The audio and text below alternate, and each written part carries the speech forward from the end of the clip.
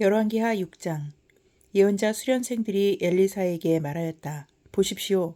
우리들이 예언자님을 모시고 살고 있는 이곳이 우리에게는 너무 좁습니다. 우리가 요단으로 가서 거기에서 들보감을 각각 하나씩 가져다가 우리가 살 곳을 하나 마련하는 것이 좋겠습니다. 이 말을 듣고 엘리사는 그렇게 하는 것이 좋겠다고 대답하였다. 한 사람이 엘리사도 함께 가는 것이 좋겠다고 하니 엘리사도 같이 가겠다고 나서서 그들과 함께 갔다. 그들이 요단에 이르러 나무를 자르기 시작하였다. 그때 한 사람이 들볶감을 찍다가 도끼를 물에 빠뜨렸다. 그러자 그는 부르짖으며 아이고 선생님, 이것은 빌려온 도끼입니다 하고 소리쳤다. 하나님의 사람이 물었다. 어디에 빠뜨렸느냐? 그가 그곳을 알려주니 엘리사가 나뭇가지를 하나 꺾어서 그곳에 던졌다. 그랬더니 도끼가 떠올랐다. 엘리사가 그것을 집어라 하고 말하니 그가 손을 내밀어 그 도끼를 건져내었다. 시리아 왕이 이스라엘과 전쟁을 하고 있던 무렵이다. 그가 신하들과 은밀하게 의논하며 이러이러한 곳에 진을 치자고 말하였다. 그러자 하나님의 사람이 이스라엘 왕에게 사람을 보내어 시리아 사람들이 거기에 진을 칠 곳이 이러이러한 지역이니 그곳으로 지나가는 것은 삼가라고 말하였다. 이러한 전가를 받은 이스라엘 왕은 하나님의 사람이 자신에게 말한 그곳에 사람을 보내어 그곳을 엄하게 경계하도록 하였다. 그와 같이 경계한 일이 한두 번이 아니었다. 이 일 때문에 시리아 왕은 화가 머리끝까지 나서 신하들을 불러 모아 추궁하였다. 우리 가운데서 이스라엘 왕과 내통하는 자가 없고서야 어찌 이런 일이 있을 수 있단 말이냐. 신하 가운데서 한 사람이 말하였다. 높으신 임금님, 그런 것이 아닙니다. 이스라엘에는 엘리사라는 예언자가 있어서 임금님께서 침실에서 은밀히 하시는 말씀까지도 다 알아서 일일이 이스라엘 왕에게 알려줍니다. 시리아 왕이 말하였다. 그가 어디에 있는지 가서 찾아보아라.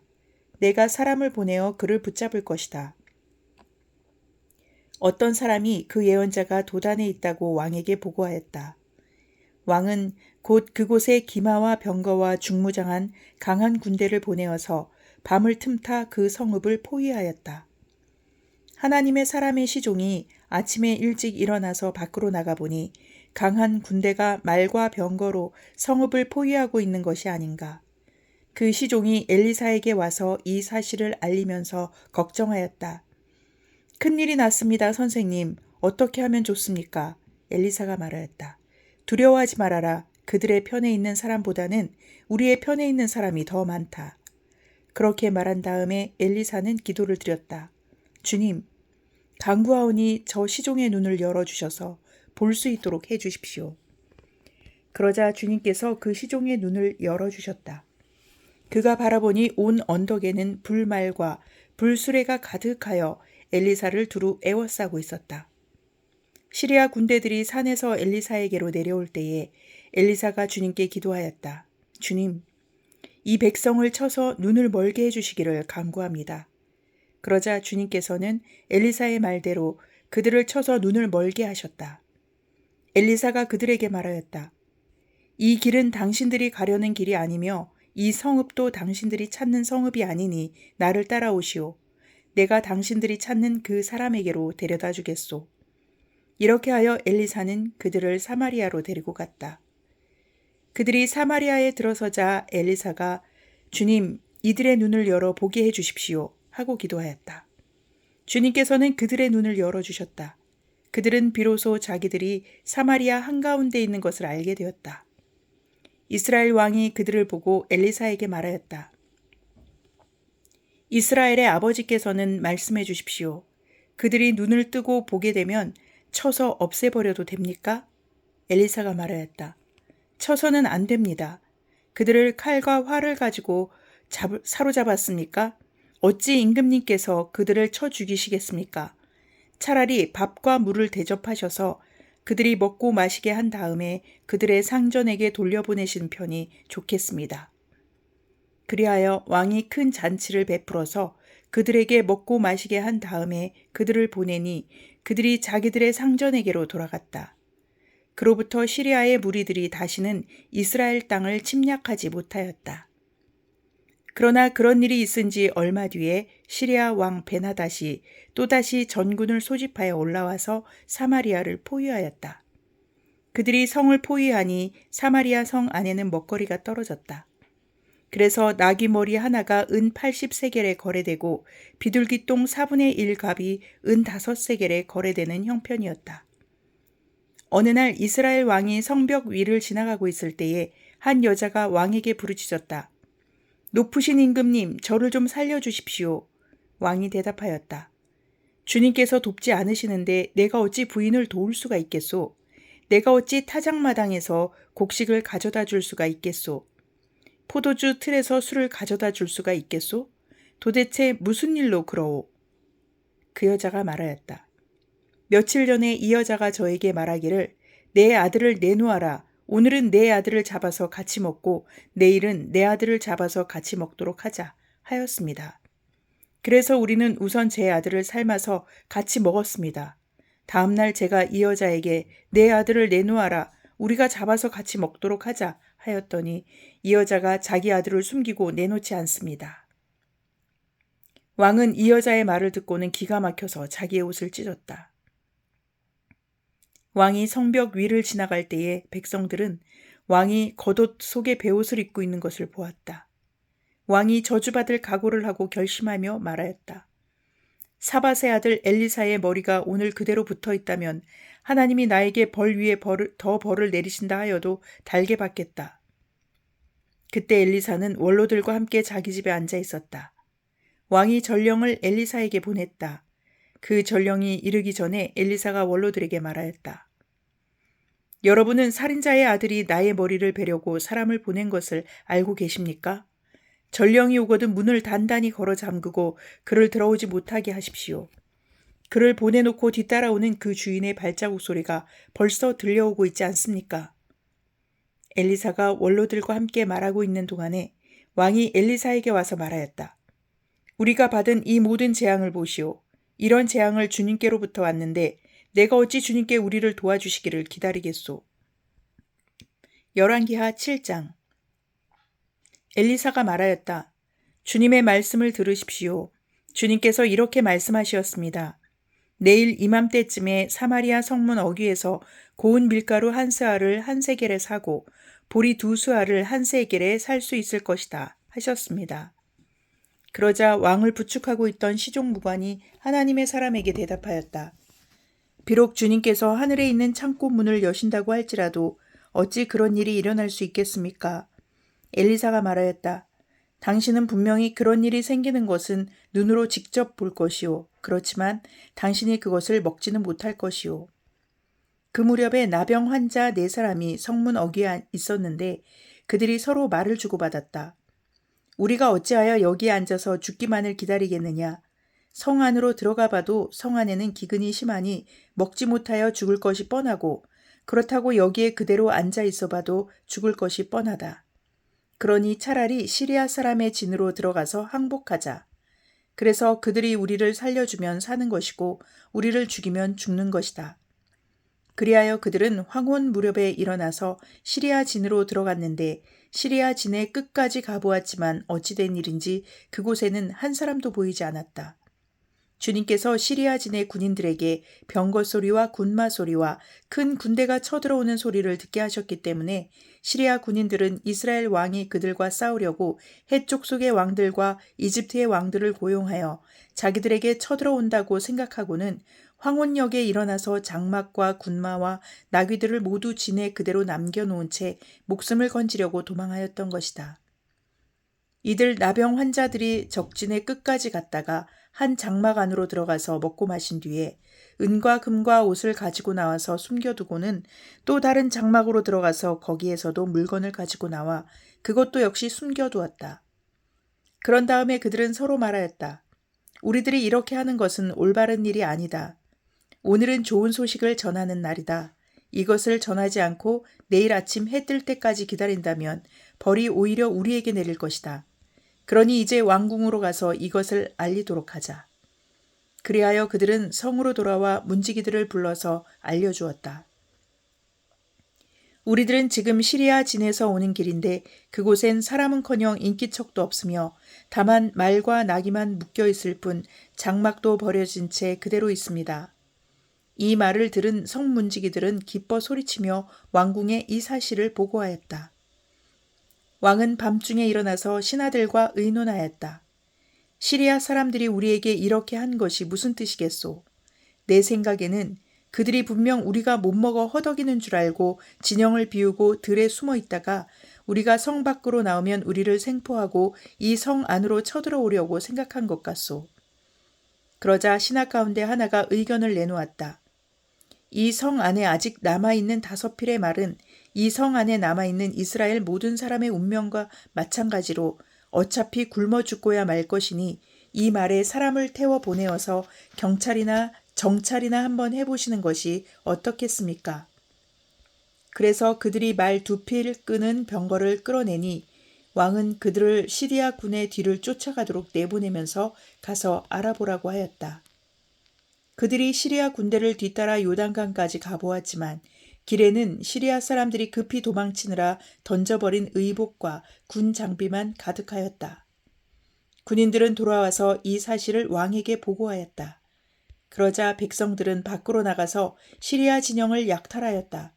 그리하여 주님의 말씀대로 고운 밀가루 1스아를 1세겔에 보리 2스아를 1세겔에 거래할 수 있게 되었다.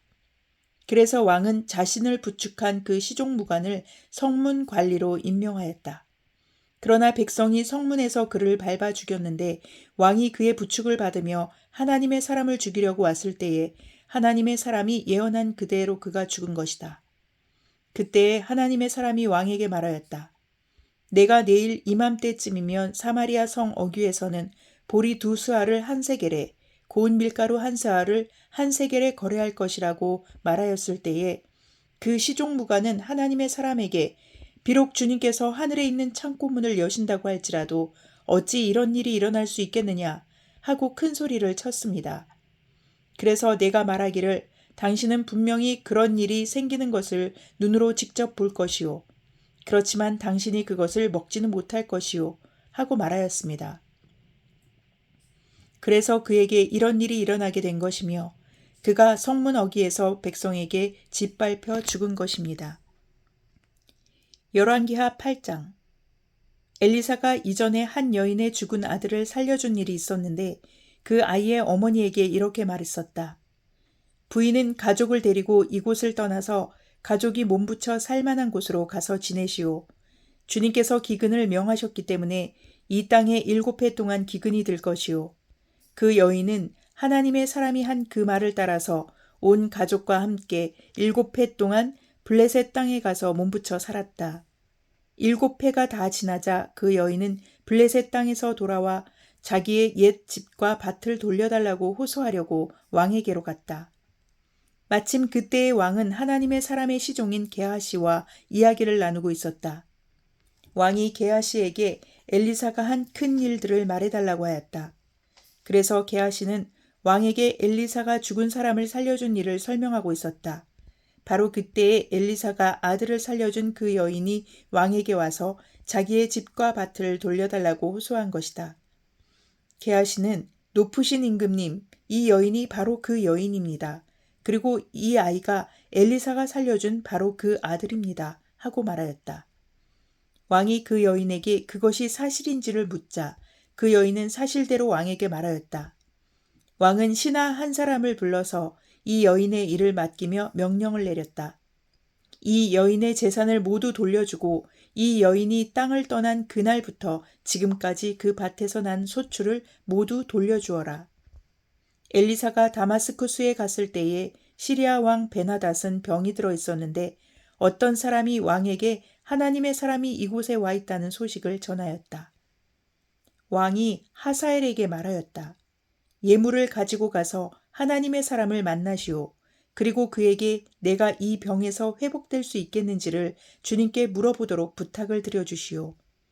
하사엘은 다마스쿠스에서 제일 좋은 온갖 예물을 낙타 40마리에 가득 싣고 몸소 예를 갖추어 하나님의 사람을 만나러 갔다. 그리고 그의 앞에 서서 말하였다.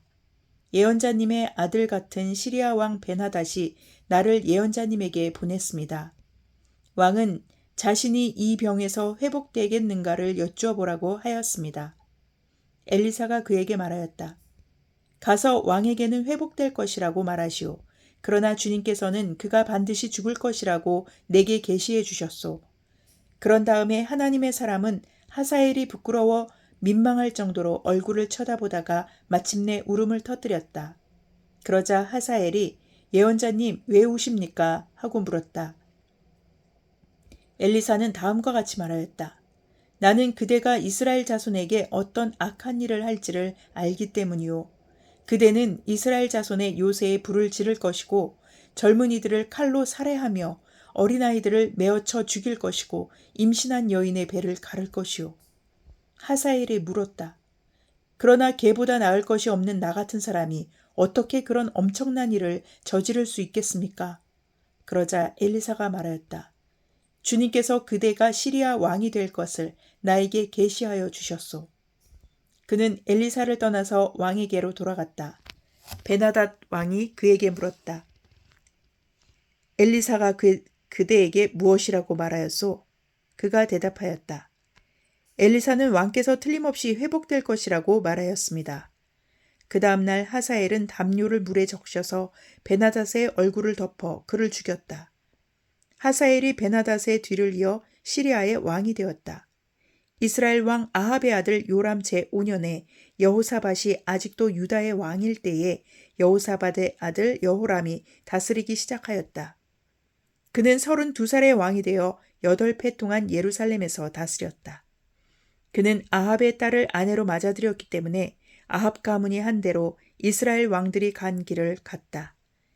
이와 같이 하여 그는 주님 보시기에 악한 일을 하였다. 그러나 주님께서는 자기의 종 다윗을 생각하셔서 유다를 멸망시키려고는 하지 않으셨다.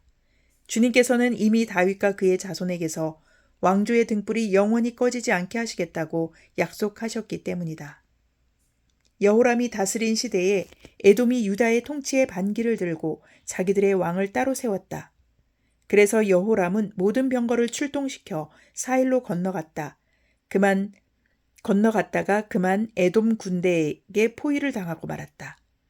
그러나 여호람은 병거 대장들과 함께 밤에 에돔 군대의 포위망을 뚫고 빠져나왔다. 군인들은 모두 흩어져 각자의 집으로 갔다. 이와 같이 에돔은 유다에 반역하여 그 지배를 벗어나 오늘날까지 이르렀고 그때의 림나 역시 반역을 일으켰다. 여호람의 나머지 행적과 그가 한 모든 일은 유다왕 역대지략에 기록되어 있다. 여호람이 죽어 그의 조상과 함께 다윗성에 장사되었다. 그의 아들 아하시아가 그의 뒤를 이어 왕이 되었다. 이스라엘의 아합 왕의 아들 요람 제12년에 여호람의 아들 아하시아가 유다 왕이 되었다. 아하시아가 왕이 될 때의 나이는 22살이었고 그는 한 해 동안 예루살렘에서 다스렸다. 그의 어머니 아달랴는 이스라엘 오므리 왕의 딸이었다. 그는 아합 가문의 사위였으므로 아합 가문의 길을 걸었으며 아합 가문처럼 주님 보시기에 악한 일을 하였다. 그는 아합의 아들 요람과 함께 시리아 왕 하사엘과 싸우려고 길르앗의 라못으로 갔다. 그 싸움에서 시리아 군대가 요람을 쳐서 부상을 입혔다. 요람 왕이 시리아 왕 하사엘과 싸우다가 라마에서 시리아 사람들에게 입은 상처를 치료하려고 이스라엘로 돌아갔다. 그때에 아합의 아들 요람이 병이 들었으므로 여호람의 아들인 유다의 아하시아 왕이 문병을 하려고 이스라엘로 내려갔다. 시편 126편. 주님께서 시온에서 잡혀간 포로를 시온으로 돌려보내실 때에 우리는 꿈을 꾸는 사람들 같았다. 그때에 우리의 입은 웃음으로 가득 찼고 우리의 혀는 찬양의 함성으로 가득 찼다. 그때에 다른 나라 백성들도 말하였다. 주님께서 그들의 편이 되셔서 큰 일을 하셨다. 주님께서 우리 편이 되시어 큰 일을 하셨을 때에 우리는 얼마나 기뻤던가. 주님, 네겝의 시내들에 다시 물이 흐르듯이 포로로 잡혀간 자들을 돌려보내 주십시오. 눈물을 흘리며 씨를 뿌리는 사람은 기쁨으로 거둔다. 울며 씨를 뿌리러 나가는 사람은 기쁨으로 단을 가지고 돌아온다. 아멘.